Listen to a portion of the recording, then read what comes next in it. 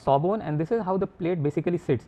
Now, if you look at it, this plate is meant to be sitting on the femur quite high. This is far away from the condylar area here again. This would be rather where the patient's medial epicondyle would be. So, the plate sits flush like this, okay, and this is quite high. The plane of the osteotomy typically is oriented somewhat like this. So, it begins where the distal femoral geometry starts changing from the metadiaphysis to the epiphyseal area, and this is how the plane of the osteotomy goes, okay, and the hinge basically is at a point which is just distal to where the again the flare of the condyle starts to appear over here.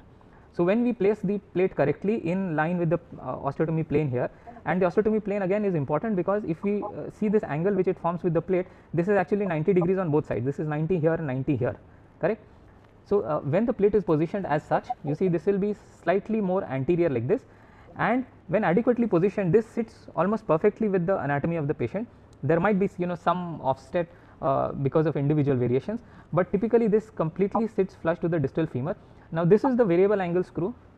This is the variable angle screw, which if not placed correctly, the screw might sometimes get into the notch area here, and therefore, it is very important to change the orientation of this screw. And all these screw trajectories are such that they will all be appearing proximal to the notch area here. So, we will not be disturbing any intra-articular structures in that manner. So, this is sort of how the plate sits. We will see when we are performing the osteotomy in the cadaver itself as to how to place this correctly.